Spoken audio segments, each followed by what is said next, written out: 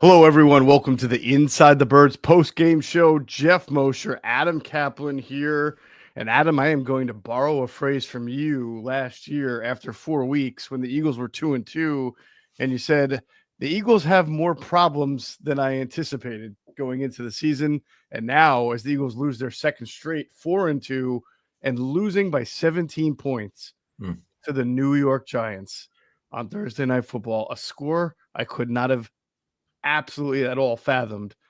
The Eagles have some more issues than I anticipated. I am borrowing your line there. Yeah, I mean, and last year they got them. It was not a roster issue like it is this year. It's just they had to get some things cleaned up and corrected, and they did. Whereas here, they've got all sorts of depth issues, which we were aware of, but they're maybe a little bit worse than we anticipated. Cornerback situation is when Mitchell got hurt. Wow, that was not good. As you would expect. They went after Ringo. They went after Jackson, former Giant. Mitchell was limited to 13 snaps, and it showed. So, yeah, it was bad. It was bad. And odds, 17 points back-to-back weeks. They're having trouble scoring the last 3 games, only 14 points total over the last 3 games in the second half of those games. So, yeah, they've got some problems. Yeah, I'll agree with you. They have a depth issue. They're not as strong as they were at the end of last year just from a 53-man standpoint, but and the injuries to Carter, Landon Dickerson, and then Quinyon Mitchell leaving the game really show that. But they are not a roster that is 17 points worse than the Giants, even on the Giants' best day. They have I think a secondary issue to that is just as bad, and I don't know how to exactly articulate it. I don't want to call it a coaching issue. I don't want to call it a chemistry issue. But there's no doubt that through 6 weeks, there's a lot of guys not on the same page.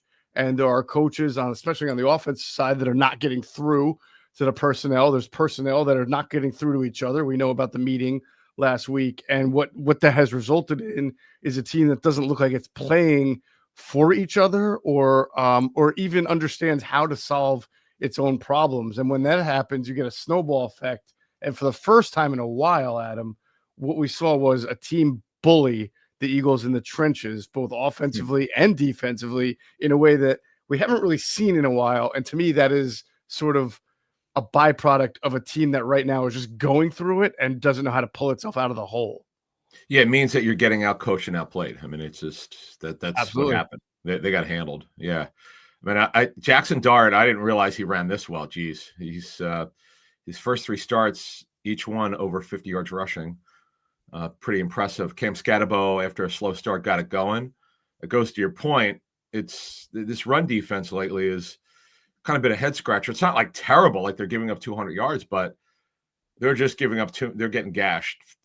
8 yards here, 10 yards here, and so forth. They had 20-yarder dart for the touchdown. Scatabo had an 18-yarder. Yeah, so overall, the defense, we'll break it down in a couple of minutes, but they can't be very happy. And offensively, after a very strong, mostly strong first half, I call him Conservative Kevin. He showed up with the first two plays runs. I'm like, well, what are you doing here? Like the Giants, like the protection. Well, we obviously can get started there. Protection was mostly pretty good in this game. I agree.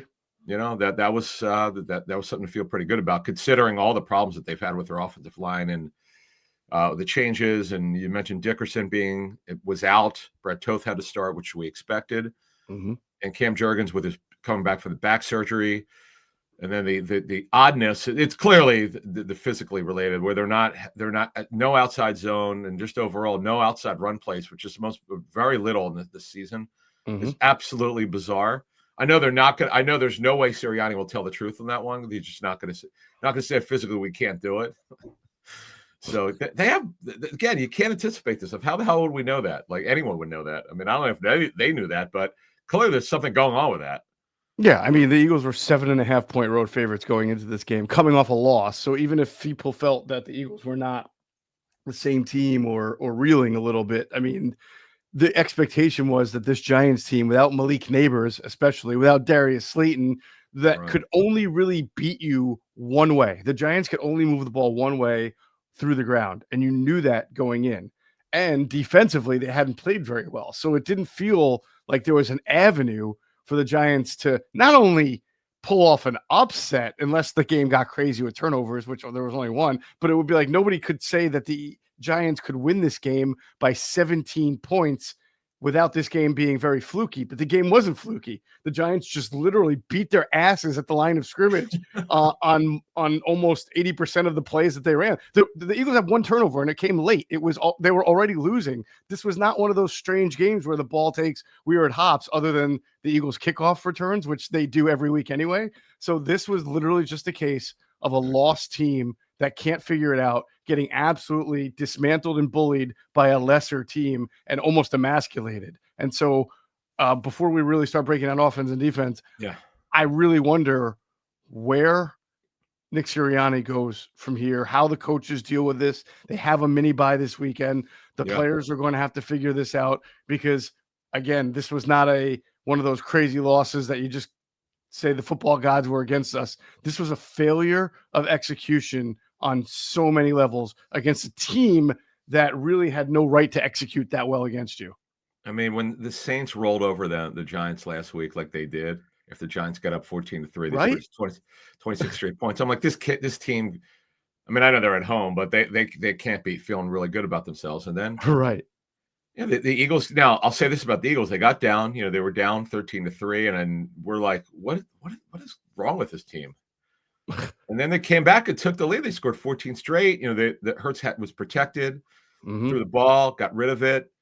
He was a lot of crossers, in breakers. Okay, this is what we've been waiting for. It's so odd. Almost every game they have one great half where you go, wow, they're rolling a little bit here. Right. But then the running game you saw in the first drive, Barkley had the 18-yarder, which is his longest run of the season to date. He had a couple of really great runs, and then after that, they kind of got stuffed again up the middle. It's very strange. And another thing I want to add: their special teams returns are mostly terrible. It's hard to this Tank Bigsby trade, giving up two late round picks. You gave up 2 picks for that. Yeah, not very good. And the punt returns.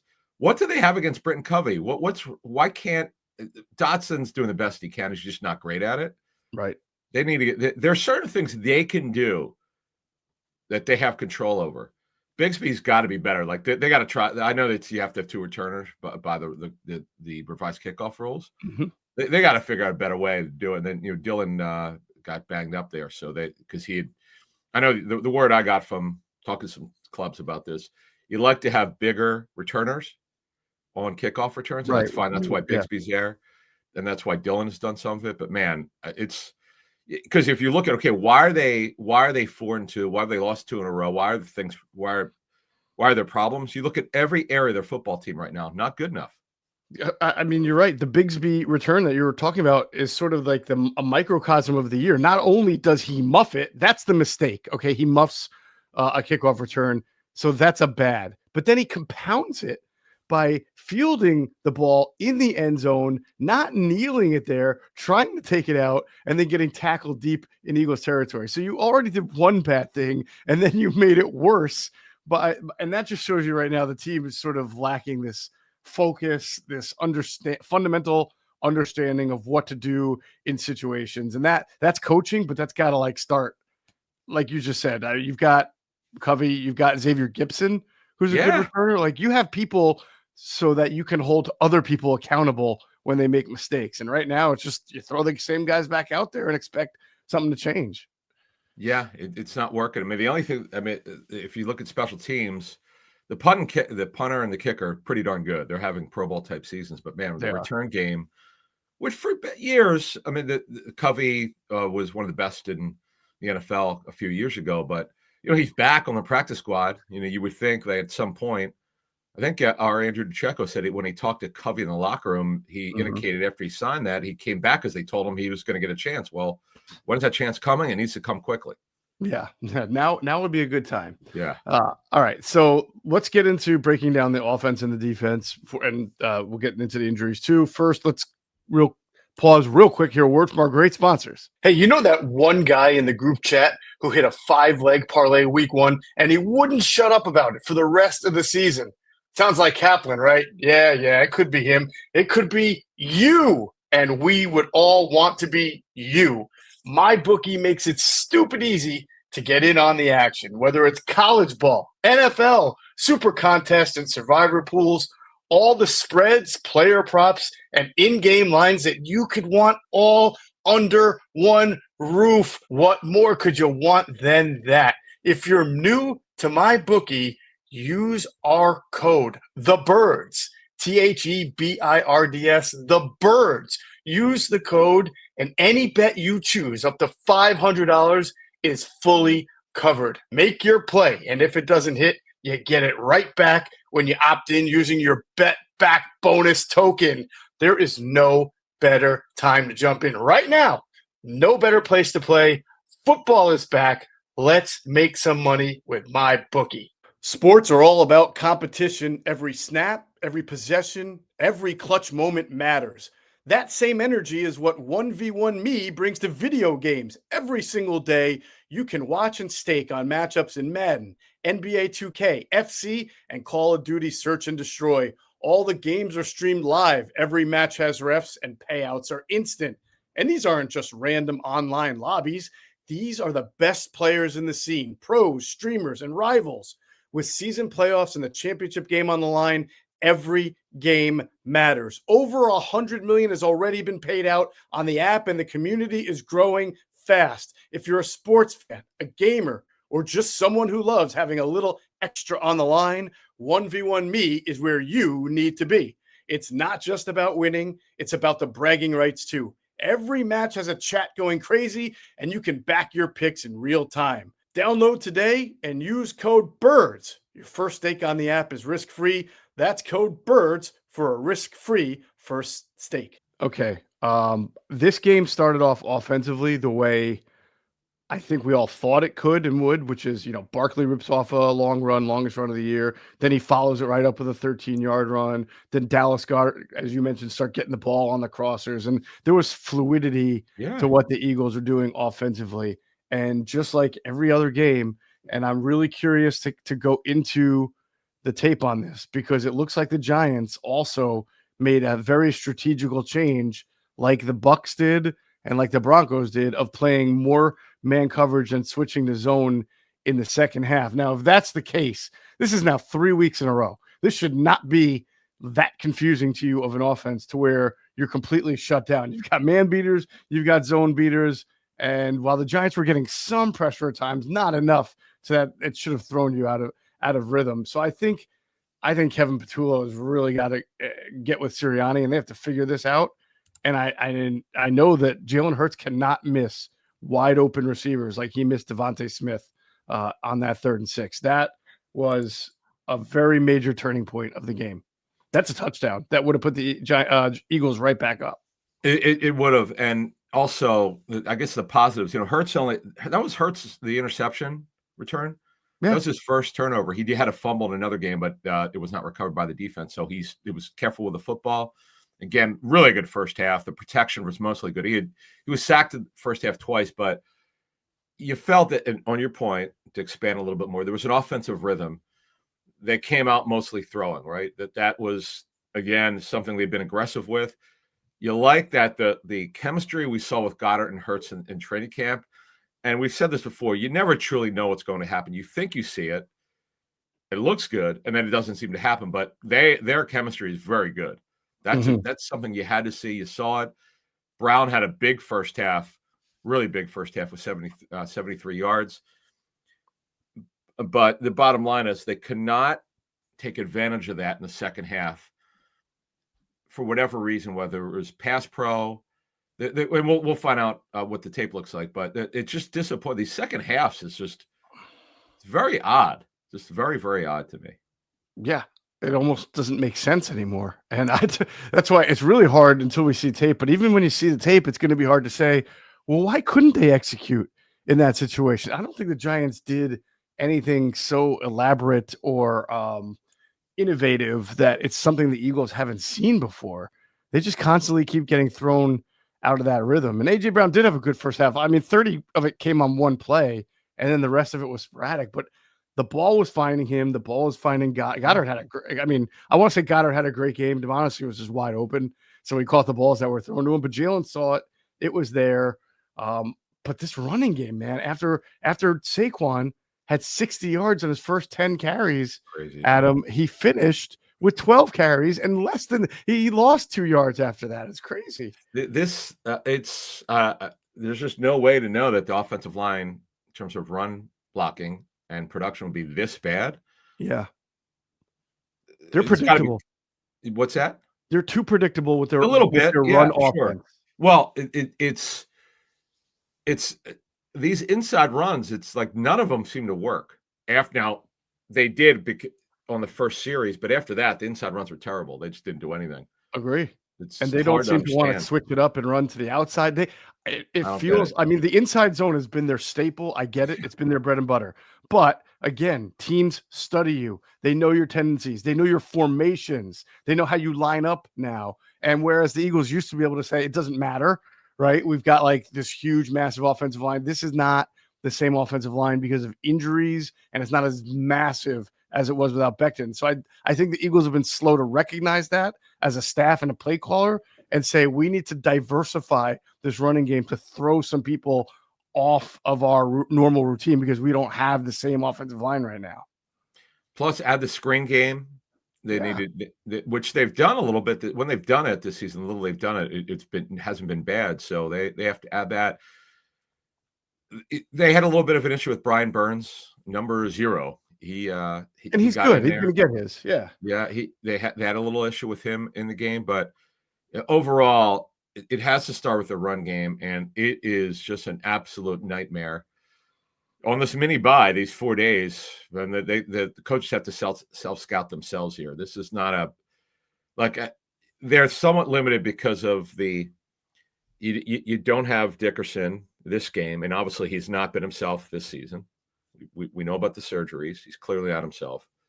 Jurgens is not himself, so they have a problem running inside.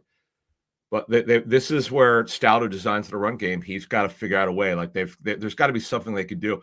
I know fans keep saying like they want that they want to bench players. That no one's getting benched. By the way, it's easy to say that. Who are you going to? Yeah, where are you going? You don't think before. They're frustrated. We hear you, we feel you, but you have to think before you speak. Yeah. Who are you replacing them with? Now, the trade deadline's a little bit later this year. It's on November 5th. It's first Tuesday in November, whatever that is, the 4th or the 5th. Mm-hmm. I know they're going to be there. They know they have to get a corner or 2. Quite frankly, I would get 2. But edge rush is okay, needs to be better. But man, they need a Jack Driscoll in the worst way. They need somebody who, if the guy can't play in the interior, they got to have somebody, because give Brett Toth played every snap in this game, but they've got to find players that have been there and done that. Yeah, they got to get healthy. I mean, that's a big part of it. But you're right. There's no door number 2. These are especially on offense. This is virtually the same offense you won a Super Bowl with last year and dominated. It's about figuring out how to unlock the players who are currently been locked. And Jalen Hurts stood at the podium and he took accountability. He said it's on me. He was also referring to the deep ball to Devontae Smith, but in general, he was saying he's got to be better. You can look at that and say that's what every coach and quarterback says when they lose, and hope that he's being sincere about it. But he hasn't played well. I mean, we talked about it on Inside the Tape. There's plays there, and there were plays yesterday. I'm sure Sunday or Thursday that the tape will show where there were some guys open, and for whatever reason, he's not going there. That part, we know that's always part of his game where he's not going to see it always clearly and be able to compensate, but he's really not giving them a running element right now, which always been the compensator. And there are guys who are open that he's got to be able to hit, even outside the numbers, that he's just not. That's surprising to me. Yeah, but the Hurts of the run game, man, it has been. I mean, he ran it more, but with 7, but of course he had some tush pushes. So right, yeah, when you have a bunch of short yardage carries, yes, your average per carry is going to go down. But he just had the 9-yarder was the long one. Yeah, it's not been the meaningful part that it has been the pay. Now, this obviously plays to issues with the interior of their offensive line.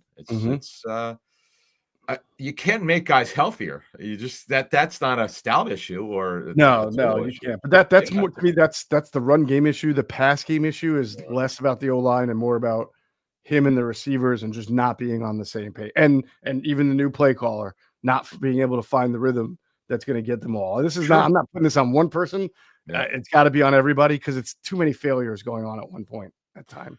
Yeah, and all of a sudden, the Washington had the Commanders had that incredible comeback win at the Yep. Chargers. Now the division, all of a sudden, which looked like a runaway, it ain't no runaway, folks. Now that the Commandos are back, Yeah.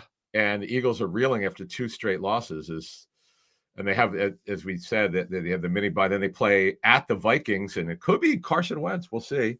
Yeah. But And hey, look, the Cowboys are scoring points. I mean, you're getting yeah, they the can't Cowboys, stop you gotta anybody. score But points. yeah, Yeah. boy, all this without CeeDee Lamb, boy, this NFL this year, I know fans call it parity. The NFL will tell you, as they've told me for years, we call it competitive balance.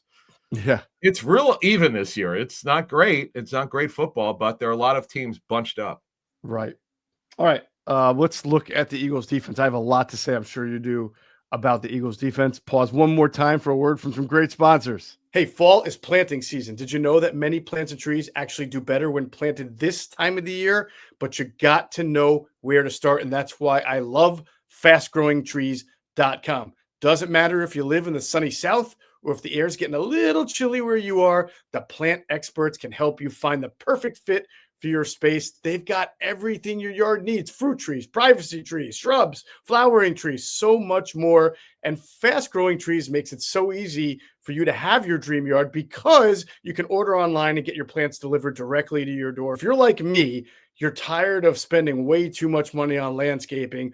And if you walk into one of those nurseries and you look at all the stuff they have, you have no idea where to begin. That's why you need fastgrowingtrees.com. Doesn't matter about the size of your yard. They got over 6,000 plants to fit any space, and a 14-point quality checklist ensures you will get the best quality plants possible. This fall, they have the best deals for your yard, up to half off on select plants and other deals.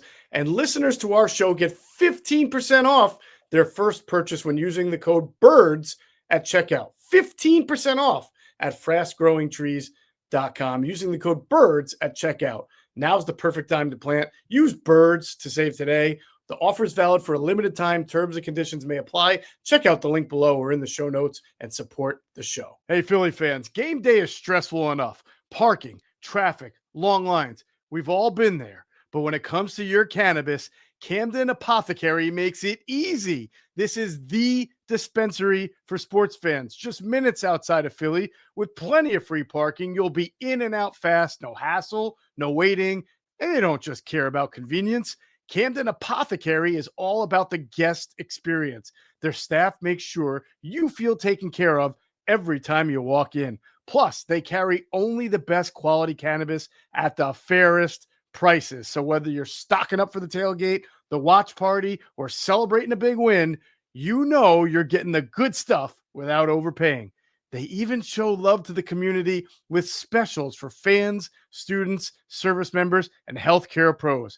Camden Apothecary, top quality cannabis, great prices, and an experience made for Philly fans 21 and up. So Jalen Carter is out of the game. He doesn't play the game because of the heel injury. Quinyon Mitchell leaves the game. I get it. That is that might be your two best players on defense. Okay. On the other side of the ball, the Giants don't have Malik Neighbors or Darius Slayton, and they're barely using Tyrone Tracy at this point. And their offensive line's okay. We talked about how it's improved, but not Right side, not unbelievable. There's no excuse to get bullied at the point of attack the way the Eagles did in the trenches. And not just in the trenches, but even when the Giants were able to get into the second level. I mean, Makuba was getting blocked by Theo Johnson down the field. Campbell and Bond were getting blocked. I was really surprised by the physicality that the Eagles didn't play with as much as the physicality that the Giants did play with. Yes, and if you never heard of Little Jordan Humphrey, you know who he is right now because he the big 34-yarder. Ringo, he got in front of Ringo. Wandale Robinson had a great game. Jalen Hyatt, who's been a very big disappointment for the Giants as a third-round pick, he almost had that deep ball, which that was close. But yeah, they got bully balled. If you want to, it was weird. Yeah. Now again, without Carter, it's going to be a problem, and it was. It wasn't early, but progressively it became. And Dart the run game. Dart, I know he threw for less than 200. We only threw it 25 times, but he had a bunch of big passes. The Eagles, for the most part, could not get to him, Mm-hmm. and it was a problem. Interesting the way that they started the game. Ojulari technically started in the game. Mm-hmm. They started more of a. I mean, they just could not figure out what the defensively.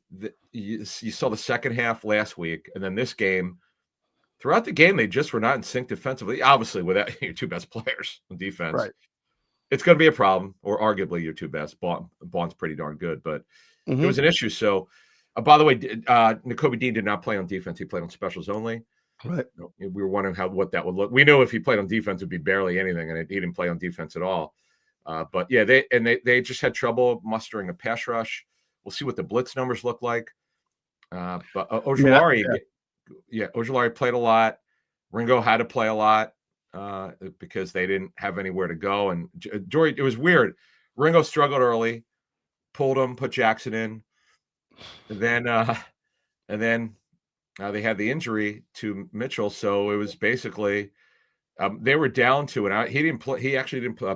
Parry Nickerson went up despite the injury to Mitchell. Parry Nickerson, Mm-hmm. they were down to him as the only backup. He did not play on defense, only played on specials. That surprised me a little bit.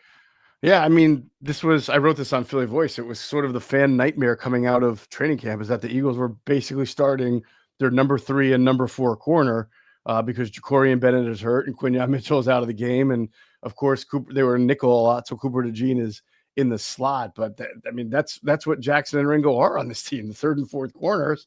And they're out there having a start. But even still, they're starting against receivers that are third. I mean, Little John Humphrey was elevated from the practice squad. This was, I can't like sit here and say, well, the Eagles had this coming because they had so many injuries. I mean, that they had it coming because they've been skating by, and then some of their players who haven't played great, Ringo and Jackson, got really put to the grinder there. And I'm just surprised because the Eagles are the ones that bully. They're not the ones who are bullied. But it seemed like with each passing down, every scatteraboo carry, every dart run, and occasional nice pass, it was just like chipping away at the Eagles' pride and ego. It seemed like they were losing it out on the field there and basically got pounded into submission. And I wrote on Philly Voice in my observations column, I feel like the Eagles got a little bit of a taste of their own medicine with Dart because this is what Jalen Hurts has basically been doing to teams for years. If the throw isn't there, he's just been able to talk, run, slither through things. Like Jackson Dart is also not a very fast, explosive runner, just like Hurts isn't fast. He's not going to win a lot of 40-yard dashes against like the guys who run 4.45, but Hurts has a really good internal clock and he knows just how to maneuver you to get you off balance. And you saw that on the Dart touchdown run where he kind of pump faked. He got Zach Bond leaning one way, then he cut the other way. And next thing you know, he's in the end zone. And credit to them. I mean, they found a guy who can do that. But I almost felt like, my God, the Eagles are not used to losing. This is the way Eagles win games, not lose them. Yeah, they darted some back-breaking runs, just on snap counts, but because they had to. Ty Robinson had to play on defense because they were down in numbers. He played 28% of the snaps, 19 snaps. Patrick Johnson played a lot. He played 32% of the snaps on defense. In fact, I don't know how many times this ever happened in his career. He actually played more snaps on defense than on special teams, which is – and he played a lot on special teams. He had 18 snaps, 69% of the snaps on defense. So, yeah, it just was not a good performance. They got to muster more of a pass rush. Dart had some backbreaking runs, as we said. It was just overall not a good performance. It is also hard when you're down 2 significant players on defense. It's hard to compensate for that. It's not like you're getting better players off the bench. So right. Blankenship, by the way, got hurt, and then he came back. And then you might have seen it, but he did. I don't believe he missed any snaps. In fact, he didn't. I don't know if this had anything to do with it. DeJean only missed. Let's see, he only missed like 3 or 4 snaps, but he was holding his leg. We'll see if they list him on the injury report. But again, they have a while till they're off. Yeah. The next injury report will be Wednesday for the. Did you happen to see who replaced Blankenship for briefly when he? Yes, came out? I did. Yes, I did. When Blankenship went out. Yep. Yes, it was Marcus Epps. It was not Sidney Brown. Yeah, these coaches kind of over Sidney Brown as a as a backup. Like he barely plays on defense, and he's really a special teams player. Oh, by the way, he had another special teams penalty. Yeah, not great for him there. Yeah. Yeah, this is listen, the real crazy thing is the Eagles not only have to get right soon, right? They play the Giants again in like 2 weeks, right? They play Yeah. them not the next Sunday, but the Sunday after that. This game They play for the the bye. Giants.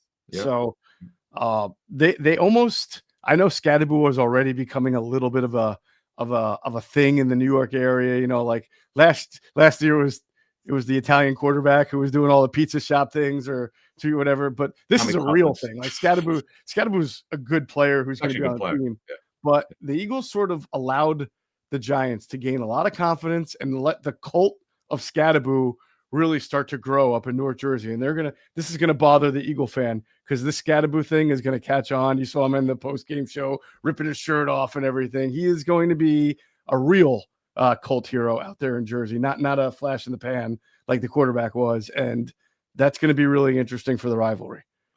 Here's another thing that surprised me. Ojulari played more snaps than Uche and Darius Smith. Now, whether that was planned or in-game decision by Fangio, I just didn't think that Ojulari would be playing more snaps against his former team. But yeah, that's what happened. That's something to watch going forward at how they're going to do that. But by the way, Trotter did play a little bit on defense. He did play 3 snaps, but he's a special teams guy for sure. So yeah, overall, to sum it up, there's really, I mean, the positives out of the game were Goddard. I would say Goddard's usage was good. That's something they could hang their hat on offensively. Latu, despite the injury to Calcaterra, only played 7 snaps on offense. That surprised me. That for the run game, where this kid could block. In fact, they use Granson more, which boggles my mind. Defensively, they have a lot to. You outlined very well the offensive issues. Defensively, the pass rush has got to be better. The back end, Howie's got it, just like Cleveland and Jacksonville did.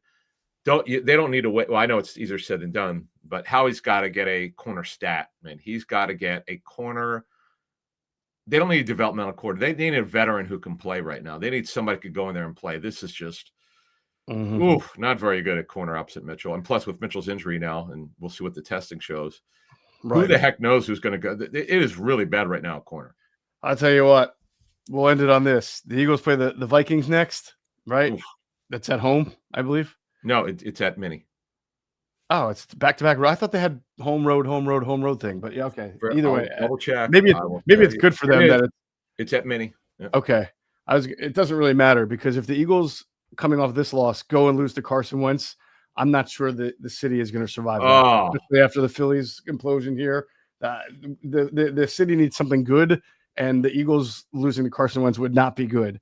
So, but hey, if you can lose to Jackson Dart, you can lose, and the Giants, you can lose to anybody. They got to fix it. Let me tell you, the way that Greg said, Cosell, because I asked him, I said, hey, I watched it on TV, but what did the tape look like? He said Wentz played really well and he was under control. Mechanics are better, and he physically looked good, like he's moving better. He was dialed, and boy, Justin Jefferson spoke very highly of Wentz. Can you imagine how humiliating that would be if they lost, and it would be their 3rd loss in a row? Oh my God! This would, with the Phillies implosion, the terrible loss, as you said, and have that happen. But they've got time to figure this out, and the staff has been so resilient. They were 2-2 last year, and people were wondering what this team was about, and you know what they would do after that. So we'll see. Yeah. Obviously, the roster's clearly not as good. We know that, but they've got some time. They got to get in their bag, so to speak, and figure it the heck out. Both sides of the football, the return game. It's not just one phase, man. Sometimes it's a cliche, but it's the truth. They've got problems right now. No doubt about it. Thursday, October 9th, 2025, a night that will live in infamy for Philadelphia sports, unfortunately. Oy. And maybe it can only get better from there. That is going to do it for the Inside the Birds post-game show. We'll have a lot of great content for the rest of the week, and then at the start of next week as we continue to take the scalpel and the forceps to this game and see how the Eagles are going to respond to this going forward on the Inside the Birds platform. For Adam Caplan, I'm Geoff Mosher. You have been watching the Inside the Birds post-game show. Catch you all on the next one.